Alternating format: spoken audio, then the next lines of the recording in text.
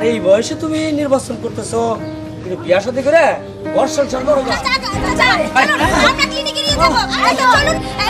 সত্যি সত্যি আমার ইলেকশনে জেতাই হবে না, আমি পাস করতেই পারবো না।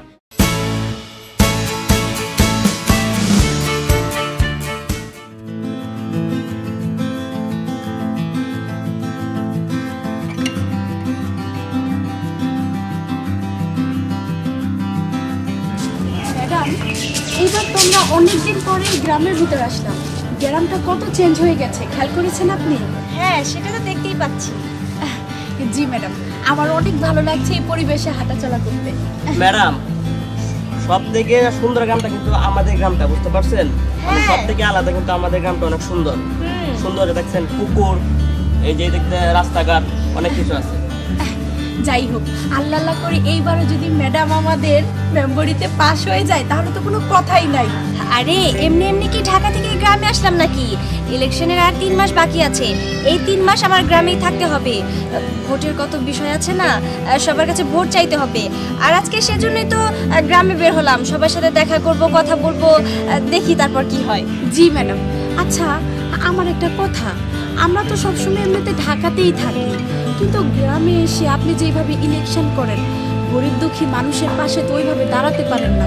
ভোটের 3 মাস আগে আসেন ভোট চাওয়ার জন্য, এটা কি ঠিক ম্যাডাম বলেন তো? চুপ করো, তুমি সবসময় একটু বেশি কথা বলো।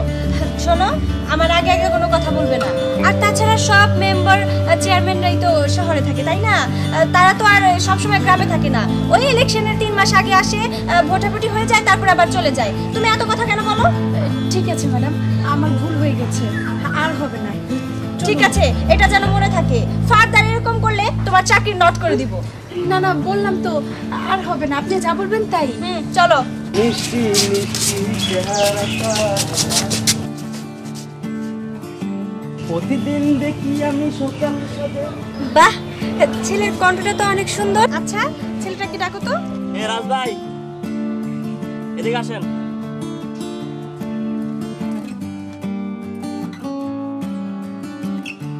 আসসালামু আলাইকুম। তোমার নাম কি? আমার নাম রাজ। ও আচ্ছা, যাই হোক, তোমার গানের গলা কিন্তু খুব সুন্দর, ভালো লেগেছে আমার। যেরকম সুন্দর নাম ওই রকম গানের গলাও। যাই হোক, খুশি হয়ে ওকে আমি 100 টাকা পুরস্কৃত করতে চাই। ম্যাডাম, আমার কাছে আছে টাকা। ঠিক আছে, দিয়ে দাও। আচ্ছা, তুমি কি করো? ম্যাডাম, ওর পশ্চিম পাড়ার দোকান আছে, ও সব ভেজাল মাল বেচে। ম্যাডাম, সেদিনকে আমার দোকান থেকে 1 কেজি তেল কিনছি, ওই তেল দিয়ে রান্না করে খেয়ে আমার কাছে সব অসুস্থ হয়ে গেছে। এই ছেলে, এগুলো আমি কি শুনছি? দোকানে ভেজাল জিনিস কেন রাখো? এগুলো খেয়ে তো মানুষ অসুস্থ হয়ে পড়বে, তাই না? আই, ওর টাকা ফেরত নিয়ে নাও। শুনে রাখো একটা কথা, তোমার গানের গলা সুন্দর, তোমার নামটাও সুন্দর। এখন থেকে তোমার দোকানে যা যা রাখবে সব ভালো জিনিস রাখবে, ঠিক আছে? ঠিক আছে ম্যাডাম। আই, চলো। এই যে ম্যাডাম, আমার ভিতরে ভেজাল আছে বলছেন, আপনার সেক্রেটারির ভিতরে ভেজাল আছে। আপনি 50 কেজি করে চাল দিতে বলেন লোকেরে, আর সে 2 কেজি করে 50 কেজিতে কম দেয়। কি? আই, এসব কি শুনছি? হ্যাঁ, এগুলো তো ঠিক না। আমি তোমাকে সত্যি সত্যি চাকরি থেকে নট করব, এরকম যদি করতে থাকো। আমাকে তো ঠিক করতে বলছেন, এবার আপনার সেক্রেটারি ঠিক করে। এই যে তোমাকে বলছি, এগুলো কি? হ্যাঁ, দরকার পড়লে তুমি 100 জনের মধ্যে 40 জনকে চাল দিবা, তারপরেও কাউকে কম দিবা না, বুঝতে পেরেছো? একদম বুঝতে পারছি ম্যাডাম, আপনার যে এত বুদ্ধি, চাল সরানোর আগে আছে না, এখন থেকে আমি আপনার লোকের প্ল্যানটা করে নেব। চলেন ম্যাডাম। ঠিক আছে, ঠিক আছে, চলো। তুমি এরকম করছো না, এবার মনে হচ্ছে সত্যি সত্যি আমার ইলেকশনে জেতাই হবে না, আমি পাস করতেই পারবো না। না না ম্যাডাম, এই কথা বললেন না, এই এলাকার মধ্যে মেম্বার পদে আপনিই ফার্স্ট। ঠিক আছে, হয়েছে, আর কথা বলতে হবে না।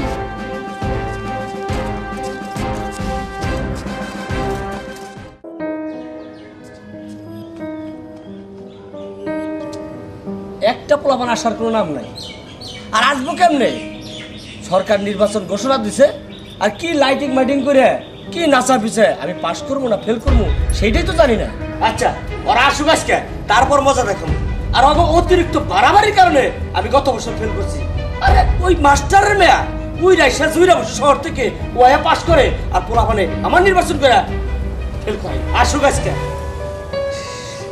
দেরি হয়ে গেল, কলসে গ্রামে বেরোই তো। ওয়ালাইকুম সালাম। এই এত দেরি হলো কেন? সবাই ঘুমাইছে তো। সবাই ঘুমাইছে? রাজ কই?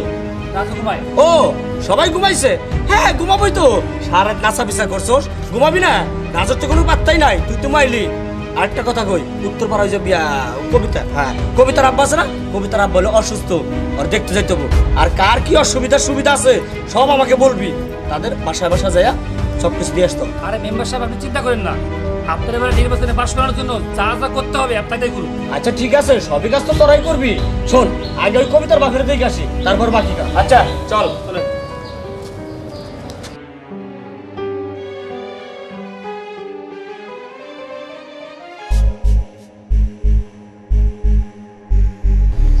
আর শোন, তোরা তো যে জায়গায় যাস খালি হলো রাগারাগি করো, এত রাগ কে? এই দাঁড়া দাঁড়া, মাস্টারের মেয়ে না? হ্যাঁ, কবে এলো? 1 সপ্তাহ হয়েছে। 1 সপ্তাহ আগে আইছে, এ পর্যন্ত আমার বলসি নাই। বলবি কেমনে? তোরা তো খালি আসছিস নাচা পিছা নিয়ে। শোন, ওরা তো 1 সপ্তাহে আমার মনে হয় যে সব ভোট কিনা ফেলাইছে। না ভাই, বলবো বলবো করে বলা হয়নি আপনারে। আর আপনি ওইটা চিন্তা করেন না, এইবার আর টাকা দিয়ে ভোট কিনতে পারবো না, এবার সব ভোট আমরাই নিব। আরে তোরা তো খালি কর্জা চিন্তা কর না, কিন্তু চিন্তা তো আমার মাথায়, টাকা তো আমার যায়। 1 সপ্তাহে আসছে, এবং তো বলতেই পারছ না, সমস্ত বাড়ি তার ঘুরা শেষ। ওই যে দেখছস কেমন আসতেছে, ও ঘুরে আসলো।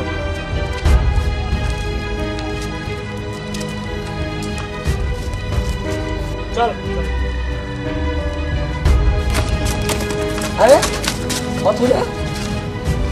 কেমন আছো? এই তো ভালো আছি। কথা হইলে কতই, তোমার তো আমি বারবার ফোন দিলাম, তুমি আমার ফোনের কোনো উত্তরই দিলা না। অথচ এইবার তুমি আমাকে চিকিৎসা ছেড়ে দিতে পারতা, অন্য মানুষের টাকাটা আমি ফেরত দিয়ে দেই। আর এই বয়সে তুমি নির্বাচন করতেছো, কিন্তু বিয়া শাদী করে ঘর সংসার করো গা, বয়স তো কম হলো না। আমার বয়স হোক বা না হোক, হ্যাঁ আমি আমার জায়গায় আছি আর আমার জায়গায় থাকবো। এই জায়গা থেকে এক চুল পরিমাণ আমি নড়বো না। আর সিটের কথা বলছো, সিট ছাড়া তো এত সহজ না, কারণ এই সিট আমি অনেক কষ্ট করে দখল করেছি, সারার জন্য না। আসলেও তুমি আমার কথা রাগাইতেছো, আসলে আমি রাগের কথা বলি নাই। এই বয়সে তুমি বিয়া শাদী করলা, হানিমুন করলা, জীবনটা এনজয় করলা, ওইভাবে কথাটা বলছি আমি। চুপ করো তো, তোমার সাথে ফালতু পেছাল পাড়ার সময় আমার নেই। এখন আমার অনেক বাড়িতে যেতে হবে। আর তাছাড়া শুনলাম কবিতার বাবা মানে মধু চাচা, সে নাকি অনেক অসুস্থ, সেখানে গিয়ে একটু খোঁজ খবর নিতে হবে। তাই বলছিলাম কি, তুমি আমার পথটা ছাড়ো, আমার মতো আমাকে যেতে দাও। ও মধু চাচার দেখতে যাবা, তা অবশ্য ঠিক আছে, তুমি এই গ্রামের মানুষ দেখবাই তো। কিন্তু কথা হলো কি মেম্বার সাহেব, 4 বছর পর আসছো, আইসারে হঠাৎ করে দেখতে যাবা, এই কথা কিন্তু খবর টবর নেও নাই। তবে আরেকটা কথা কই কি, তুমি দেখে শুনে বিয়া শাদীটা করে বলাও, বিয়া শাদী করে ঘর সংসার করো। আর যদি গালে ভালো পাত্র না পাও, তাহলে তুমি আমারও বিয়া করতে পারো, অন্তত বলবো মেম্বারের বউ। তুমি আমাকে হাসালে, আমি করব তোমাকে বিয়ে? সেই ছোটবেলা থেকে তুমি আমার পেছনে ঘুরছো, আমি তো তোমাকে পাত্তা দেইনি। এখন থেকে আরো 20 বছর ঘুরতে থাকো, তাও পাত্তা দেব না। আর তাছাড়া বিয়ে করব আমি তোমাকে, একজন ফেলটুকে। তুমি ভুলে যেও না, বর্তমানে কিন্তু এখনো আমি আছি, তুমি ফেলটু, এটা ভুলে যেও না। তুমি ফেলটু কও আর যাই কিছুই কও, আর এইবার কিন্তু আমরাই জিতবো, আর নির্বাচনে পাশ করে কিন্তু তোমাকেই বিয়ে করবো। আয় আয়, এবার কোনো লাভ নাই, এবার পাশ করবো আমরা। এই চামচা, একদম বেশি বেশি কথা বলবি না বলে দিলাম। আরে বলতে দাও, বলতে দাও। বলে আর কোন পর্যন্ত যেতে পারবে? মুখেই শুধু বলবে, বিয়ে আর করতে পারবে না। যত সব ফেলটু মেম্বার। চলো। জি ম্যাডাম।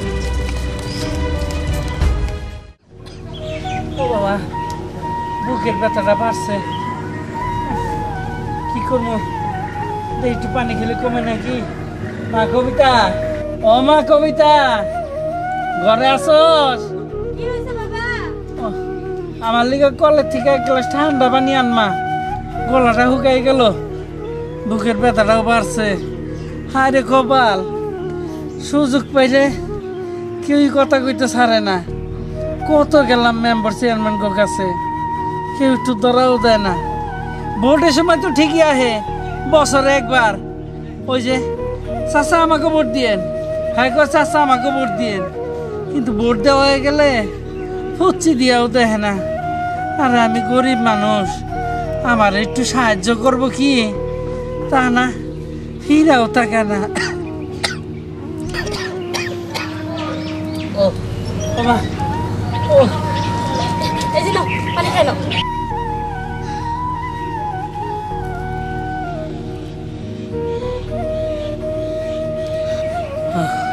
খালি কি পানি খাইলে চলবো? ভাত খাওয়া লাগবো না?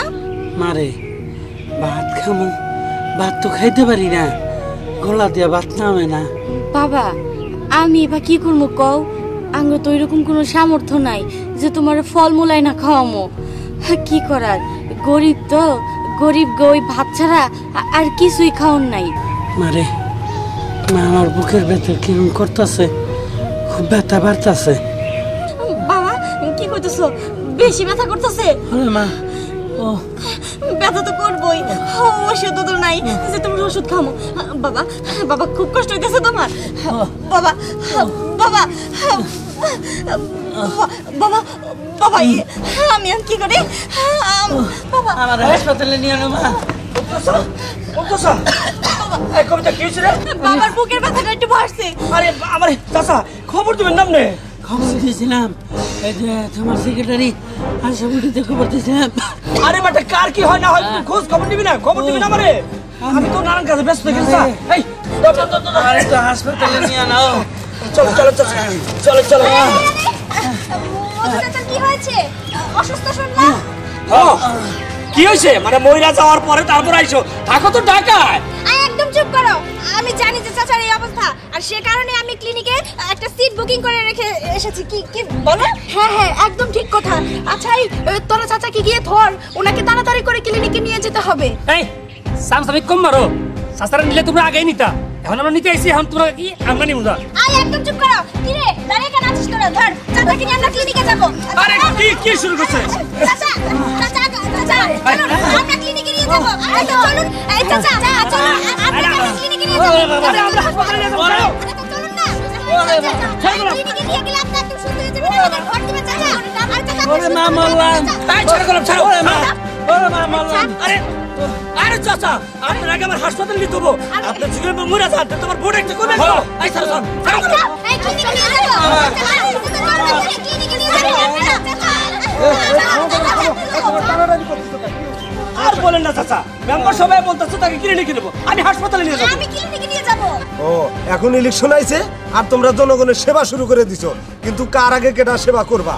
কিন্তু সারা বছর তো আর তোমাকে কোনো খোঁজ খবর থাকে না। তোমরা কি জানো যে নির্বাচন পিছিয়ে দিছে? ওই করোনার কারণে গভর্নমেন্ট নির্বাচন পিছিয়ে দিছে। এখন কবে হবে এটা পরে জানাই দিব, কিছুক্ষণ আগে খবরে জানাই দিছে। নানা হাসরা করে আর কোনো লাভ নাই। আরে আরে এটা কি হলো? এটা কি করে সম্ভব? কি বললো আসলে কি পিছিয়ে আপনি দিল। খবর দেখাইছে আসলে? ঠিক কথা। তাহলে আর এখানে থেকে লাভটা কি আমার? আমি আমার মতো চলে যাই, আজকে ঢাকা চলে যাবো। কিন্তু ম্যাডাম সিট তো বুকিং, আর লোকটা অসুস্থ। আর ধর তোমার সিট, চলো আগে। আর তুই দাঁড়াও, শোনো গভর্নমেন্ট নির্বাচন পিছিয়ে দিছে, কিন্তু কাজী অফিসের জায়গায় কিন্তু কাজী অফিস ওই জায়গায় আছে। চলো আমরা দুজনে বিয়েটা করে ফেলি। মানে কিসের বিয়ে? আমি তোমাকে কোনো বিয়ে টিয়ে করতে পারবো না, আমি সোজা আজকে ঢাকা চলে যাবো। চলো চলো চলো। আরে কই যাবা? আগে চলো কাজী অফিসে যাই, চলো। আরে আরে